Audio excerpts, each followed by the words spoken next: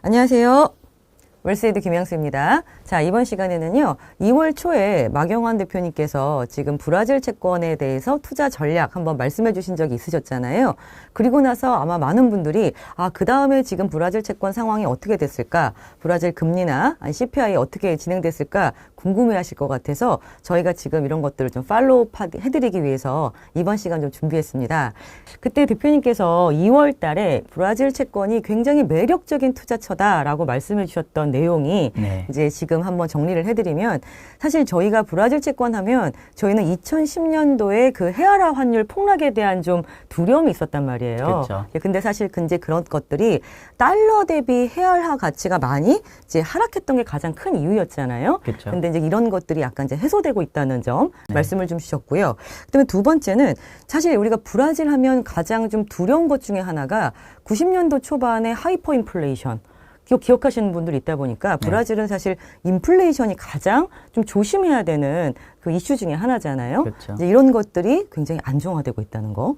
자, 그다음에 세 번째는요. 아까 지금 이제 이런 그 하이퍼 인플레이션이라든지 환율 부분에 대한 걱정이 많으셨을 텐데 대표님이 2월 초에 주신 이 내용을 보니까 CPI가 굉장히 안정적으로 내려가고 있었던 거예요. 네. 자, 거기에다가 저희가 하이퍼 인플레이션을 걱정하시는 분들은 다시 재집권한 룰라 정권이 좀 또 지나친 포퓰리즘 정책을 하지 않을까라고 걱정을 했었는데 대표님이 그것도 딱 지금 현재 중앙은행장 자체가 물가 안정에 대해서 굉장히 강력한 의지를 가지고 있고 이분의 임기가 2024년 말까지다라고 하면서 굉장히 통화를 자극할 수 있는 포퓰리즘 정책은 예전처럼 아주 강하게 드라이브는 안 하겠구나.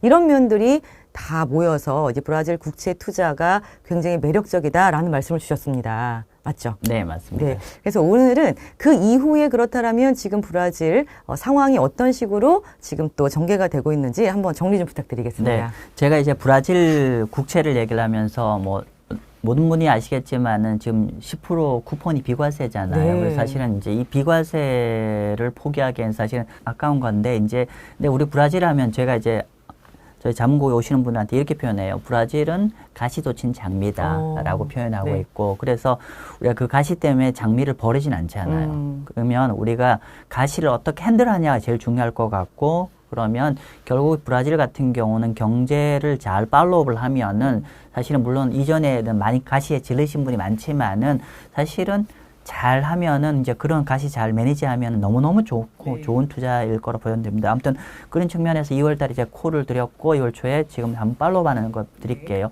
그때 제가 말씀드리기를 일단 우리가 브라질 채권 얘기하면 통화가 가장 큰 이슈인데 맞습니다. 그냥 간단히 한번 보시면은 지금 브라질 같은 경우는 우리가 원화 대비 레알화를 얘기를 하지만 실질적으로 이 환율을 움직이는 가장 중요한 어떤 드라이버는 달러 대비 브라질 레알화 움직임이 가장 좀 중요할 것 같고요. 그래서 지금 보면은 달러와 대비 브라질 레알화가 사실 옛날에는 달러 대비 브라질 레알이 2레알 이렇게 했던 게 5레알까지 하면서 반토막이 난 거거든요. 그런데 지금 보시는 화면에서 이 수치가 작아질수록 달러 대비 브라질 레알화 강세고 반대로 이 숫자가 커질수록 달러 대비 브라질 레알이 약세가 되는 건데 이전에 2에서 5까지 올라왔는데 최근에 보시면 제가 우연이겠죠. 우연인데 제가 콜 드린 이후에 달러 대비 5레알이 움직였던 것도 지금 4.9까지 떨어졌어요. 최근에 강세로 가고 있어요. 즉 달러 대비 브라질 레알화가 강세로 가고 있습니다. 저희가 이전에 말씀드린 대로 그런 방향으로 가고 있는 중이고요. 그리고 지금 이렇게 해서 강세를 가고 있는데 이제 제가 그러면서 이제 제가 최근에 브라질 국채 투자 얘기하면서 제가 동영상을 2개를 했죠. 하나는 이제 전반적인 브라질 채권에 대해서 이제 매력적인 스테이지로 넘어간다 말씀드렸고 그러면서 이제 모든 분들이 브라질 채권을 얘기를 했을 때 가장 큰 트라우마인 통화 부분을 제가 제가 동영상을 올리면서 브라질 통화를 어떻게 보고 어떤 로직에서 가장 주로 움직이는가에 대한 얘기를 하면서 제가 CPI 주목하라고 말씀을 좀 드렸습니다. 그래서 달러 대 브라질 레알화는 사실 큰 그림에서 브라질의 CPI가 가장 중요한 변수라고 말씀을 좀 드렸는데 한번 보겠습니다. 지금 보면은 여기서 보시면은요 일단은 이제 그 약간 옅은 연두색 점선의 연두색이 달러 대 브라질 레알화 움직임입니다. 사실은 브라질 레알화 얘기하면 우리나라 한국 사람들의 어떤 기억 안에는 어떤 거냐면 주구장창 달러 대 브라질 레알화가 깨진 기억밖에 없어요. 그건 왜 그러냐면 2010년 이후에 투자 시작 때문에 그런 건데, 그런데 만약 여러분들이 투자의 어떤 기간을 좀 더 한 10여 년 더 앞쪽으로 가보면은 2000년 이후부터 2009년까지는 오히려 달러 대비 브라질 레알화가 강세로 간 경우가 있어요. 그래서 그러면 왜 2009년 이전에는 브라질 레알화가 왜 달러 대비 강세로 갔고, 그리고 2010년 이후에는 왜 달러 대비 브라질 레알화가 약세로 갔는지를 규명할 수 있는 자료가 보시면 CPI입니다. 여기 파란색 보시면요. CPI가 2002년 기점으로 해서 2008년까지 계속 전반적으로 떨어지는 국면이었죠. 이때는 달러 대비 브라질 레알화가 강세. 그리고 2010년 정도 전후에서 6년까지네요. 6년까지는 어떻게 해요? 그 달러 대비 브라질 레알화가 약세였는데 이 국면에는 CPI가 굉장히 크게 올라갔죠.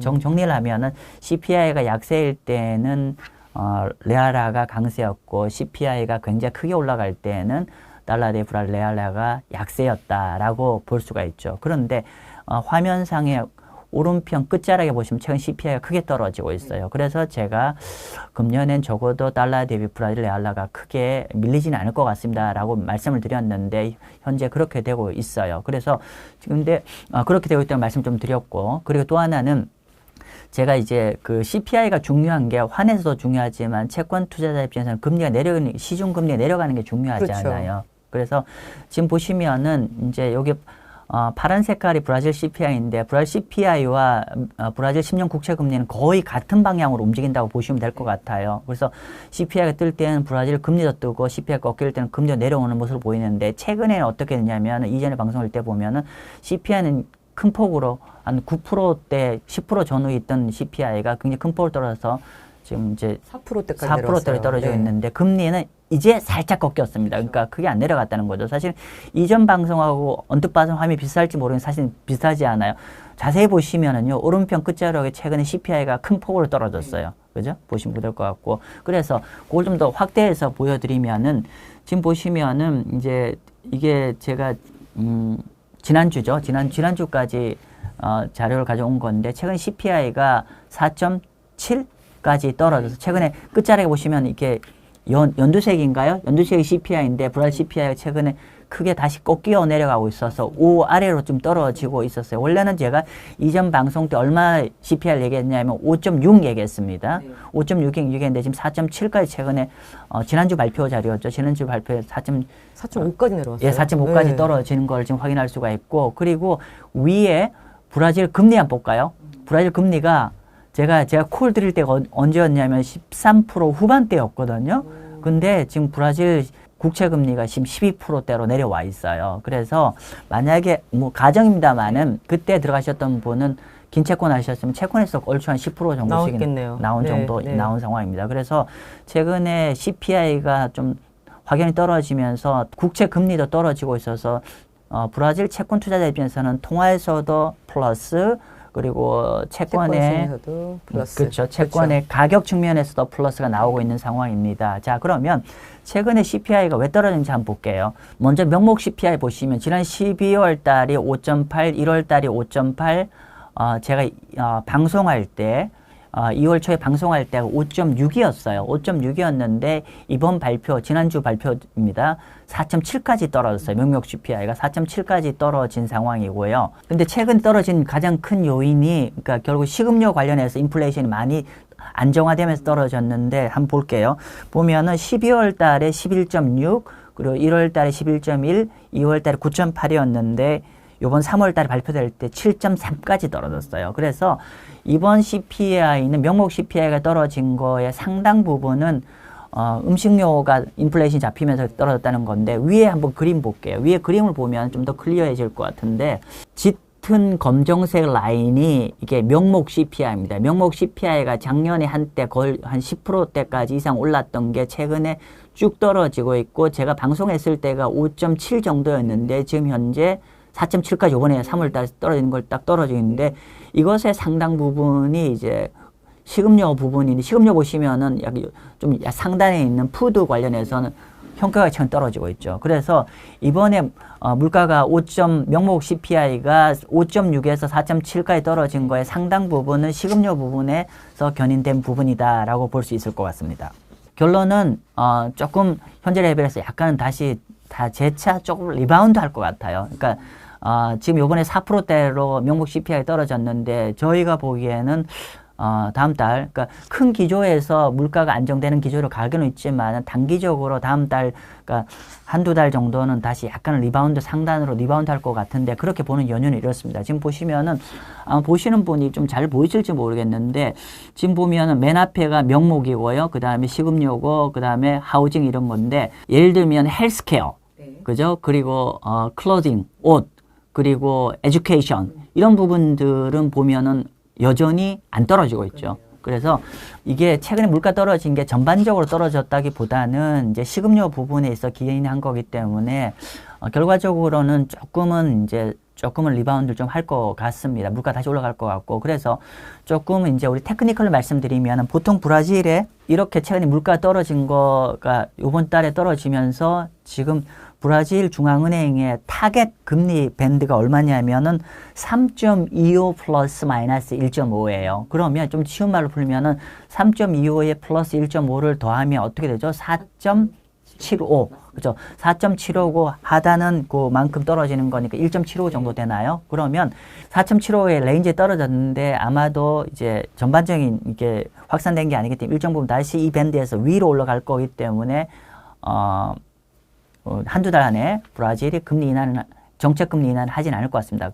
그러나 큰 그림에서는 브라질의 어떤 물가가 안정화되는 국면을 저희는 갈 거라 보여지기 때문에 아마도 금년 4분기 정도, 4분기에는 브라질의 정책 금리도 인하가 될 것 같습니다. 그렇죠. 지금 말씀해 주신 거 다시 한번 조금 말씀을 드리면 CPI가 저도 좀 놀랐어요. 물가 안정 속도가 오히려 미국보다도 더 빠르게 안정화되고 있는 속도를 좀 보고 CPI 진짜 빨리 내려간다라고 생각했는데 대표님께서도 딱 짚어주신 게 내려가는 속도가 좀 빨랐잖아요. 근데 그 원인이 이제 푸드에 관련된 인플레이션이 내려갔지만 다른 것들은 여전히 물가가 내려가지 않고 있기 때문에 지금 너무 빨리 CPI가 내려갔다고 해서 같이 따라서 기준금리가 인하될 것 같지는 않다.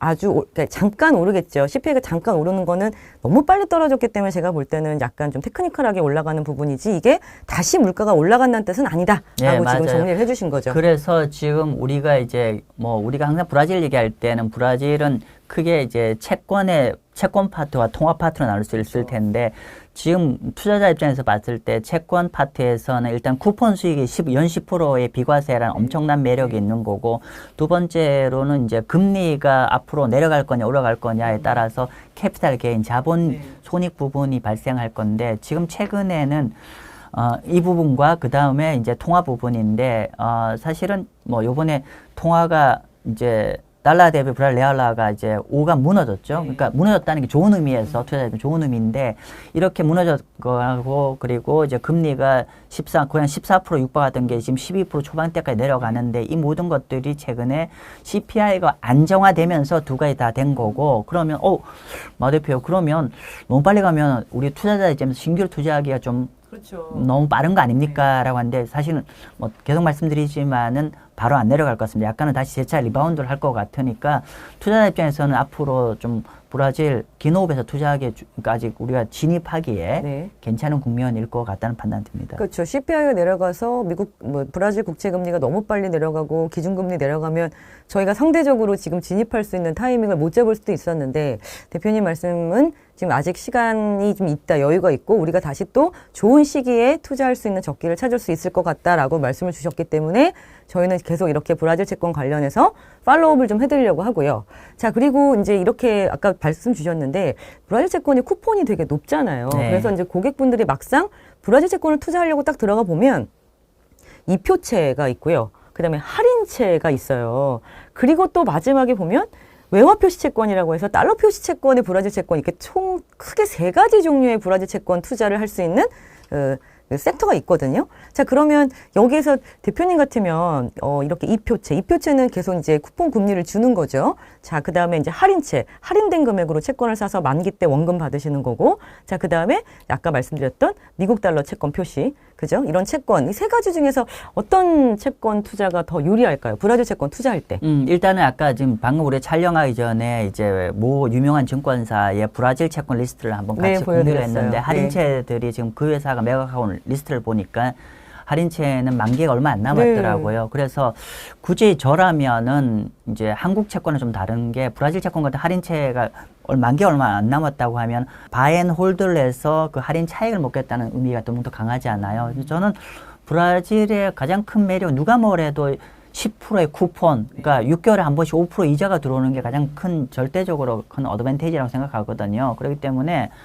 이게 우리가 만약에 환에서 엄청난 리스크가 있다고 생각하면은 환 리스크가 없는 달러 표시 브라질 국채나 또는 뭐 이런 게 바람직할 것 같은데 제 입장에서는 어느 정도는 매니지가 될 수 있는 국면이기 때문에 이 10% 쿠폰을 비과세로 가져가는 게 저는 가장 바람직한 투자라고 해요. 근데 일부 증권사, 일부 유명한 증권사에서 브라질을 10년 동안 바앤홀드로 투자하자. 즉 10% 비과세니까 10년간 투자하면 100% 비과세인 거 아니냐. 그리고 환에서 뭐 까짓 거 이미 많이 깨졌으니까 한 반토막 나더라도 연 50% 비과세가 되지 않겠냐.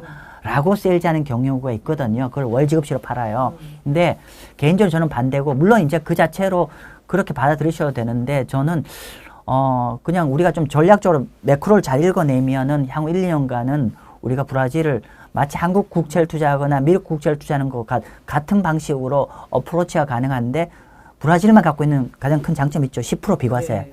저는 이거는 어떤 방식으로도 여러분이 포트폴리오 일부를 투자해서 가져가셔도 좋지 않겠냐. 좀 얘기는 길었는데, 그래서 저는 달러 표시 브라질 채권 같은 경우는요, 그 브라질 로컬 채권이 아니고, 이건 어떻게 되냐면은, 기본적으로 달러 표시 브라질 채권 같은 경우 브라질 정부가 달러 자금을 조달하기 위해서 달러 표시 국채가 발행되는데, 이거는 금리 로직이 좀 달라요. 즉 어떻게 되냐면은 기본적으로 브라질이 WB잖아요. WB이기 때문에 이 채권을 발행하려면 어떻게 되냐면 미국 국채 금리에다가 플러스 브라질의 컨트리 리스크만큼 얹은 가상 금리를 얻는 구조이기 때문에 사실은 브라질 CPI 떨어지면은 브라질 로컬 금리는 바로 떨어지지만 사실은 이 달러 표시 브라질 채권 금리 같은 경우는 그런 로직이 아니거든요. 일단은 베이스가 되는 미국 국채 금리가 움직이는 게 있고, 두 번째 컨트리 요 리스크만큼 돼 있는데, 어쨌건 지금 브라질 컨트리 리스크는 크질 않기 때문에 가상금리는 큰 폭을 안 늘기 때문에 어쨌건 간에 베이스가 된 국채금리, 미국 국채금리에 연동된다는 걸 꼭 명심해야 되고, 두 번째로 절대금리가 5%가 안 돼요. 네. 저라면 저는 맞아요. 그냥 안 하지 않습니다. 표시채권 봤더니 달러 표시채권 봤더니 오늘 기준으로 4.7 나오니까 일단은 표면금리라든지 수익률 자체가 매력적이진 않았어요. 그래도 이제 혹시나 싶은 마음에 한번 여쭤봤던 그래서 거죠. 지금 이제 이런 거죠. 예를 들면은 통화에 대해서 자신이 없기 때문에 이제 브라질 투자하고 싶은데 통화에 대해서는 두렵고 자신이 없기 그렇죠. 때문에 좀 금리 낮지만 그냥 달러 표시 브라질 채권을 투자하면 어떻겠니? 한국보다도 금리가 높고 미국보다 금리가 높으니까 뭐 그런 관점인데, 뭐 저는 굳이 브라질 하려면 한번 브라질 우리가 뭐 현지 통화도 오히려 지금은 한번 해볼 물론 만한 잘 들어가야 그렇죠. 되지만은 예, 해볼 만하다고 생각합니다. 정리해보면 잔존만기 너무 짧은 것보다는요, 좀 잔존만기를 좀 길게 가져가셔서 채권의 매매 차익까지 노릴 수 있게끔 투자하시는 게 좋다고 말씀을 주셨고, 그 다음에 지금같이 환율이 조금 안정적이라면 외화 표시 채권보다는 이제 원화로 지금 브라질 국채를 투자하셔도 괜찮다는 말씀을 주셨어요. 근데 지난번 말씀 주셨던 것 중에 되게 기억에 남았던 게, 사실 브라질 지금 헤아라 환율이 달러 대비 말고 우리 원화 대비해서는 250원, 260원대에서 지금 왔다 갔다 하고 있잖아요. 근데 실제 이게 작년 가을에 200원 깨진 적이 있긴 했었어요. 그래서 저는 제가 봐도 대표님 말씀대로 이렇게 환율이라든지 그다음 CPI, 그다음에 채권의 매매 그 수익률까지 다각적으로 분석을 좀 해주실 수 있는 이런 데이터들을 계속적으로 좀 보면서 추이를 지켜보는 게 좋다고 생각을 하고요. 혹시 브라질 채권을 많이 가지고 계시거나 아니면 앞으로 투자할 계획이 있으신데, 이것들 누가 이렇게 계속 모니터링 해주면서 이런 것들을 계속 팔로우업을 해주겠느냐라고 고민되신다면 마경환 대표님 계시니까요. 언제든지 문의해 주시면 친절하게 말씀 주실 거죠? 네. 그럴 거라 믿어 의심치 않고, 저희는 오늘 준비한 내용 여기까지인가요, 대표님? 네, 그렇습니다. 네, 저희가 또 이렇게 업데이트된 내용이 있으면 준비해가지고 다시 한번 인사드릴게요. 감사합니다. 네.